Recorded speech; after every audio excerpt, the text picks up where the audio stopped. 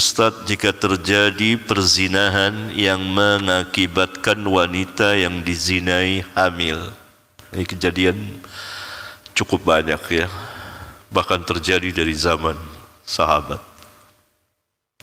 Kemudian lelaki yang berzina tersebut menikahi wanita yang dizinai tersebut dalam keadaan sedang hamil. Bagaimana status pernikahan antara lelaki dengan wanita tersebut? Sah atau tidak? Jawabnya sah. Dan ini ijma sahabat. Saya nggak bawakan di sini. Ada di kitab saya, Menanti Buah Hati dan Hadiah untuk yang dinanti. Ijma sahabat. Karena yang pertama zina, haram. Yang kedua nikah, halal apa haram? Halal. Yang haram kaidahnya tidak bisa mengharamkan yang halal. Apakah zina bisa mengharamkan nikah yang halal? Jawabnya tidak.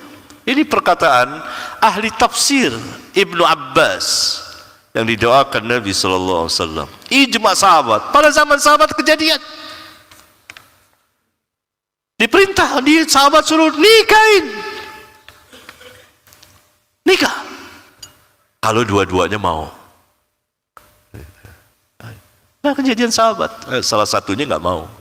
Antum bisa baca di kitab saya, Menanti Buah Hati. Saya turunkan sejumlah dalil al-athar. Menarik sekali. InsyaAllah ta'ala. Sah nikahnya. Memang harus dinikahkan. Sudah hamil. Menutup aib.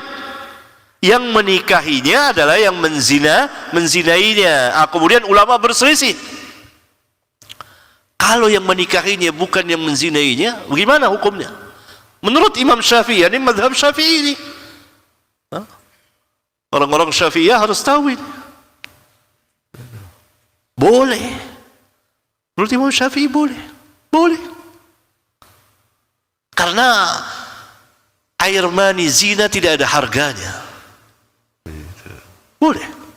Dan anaknya itu kan sudah hamil ya, sudah anak orang yang menghamilinya. Boleh. Itu pendapat. Ya, boleh. Karena tidak ada harganya. Itu pendapat Syafi'i.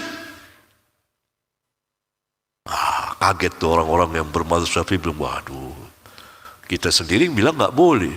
Syafi'i bilang boleh. Ini bahayanya kalau bermazhab. Bingung sendiri. Al-Imam Abu Hanifah mengatakan boleh menikah orang yang tidak menghamilinya, menikahinya, tapi jangan disetubuhi dulu sampai dia melahirkan. Sampai dia melahirkan. Nikahnya boleh, karena nikahnya halal, tapi jangan setubuhi dulu. Ini sulit tentunya. Sulit tentunya. Kemudian jaraknya kalau satu rumah ya sulit. Itu. Jadi mazhab agak berat. Itu. Yang ketiga, mazhab Malik dan Ahmad. Lengkap 4 ulama ini. Mengatakan tidak boleh kalau yang menikahinya itu bukan yang menzinainya. Sampai dia melahirkan. Sampai dia melahirkan. Baru boleh dinikahi. Mazhab yang keempat ini yang saya dukung dan saya terangkan dalilnya lebih kuat.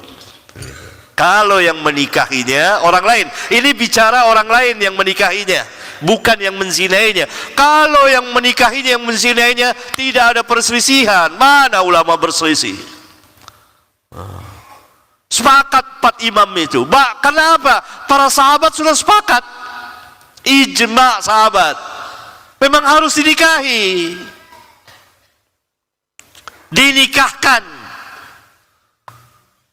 Yang paling berhak adalah yang menzinainya sehingga hamil. Kalau mau tahu dari dalil, antum bacalah kitab saya itu. Insyaallah.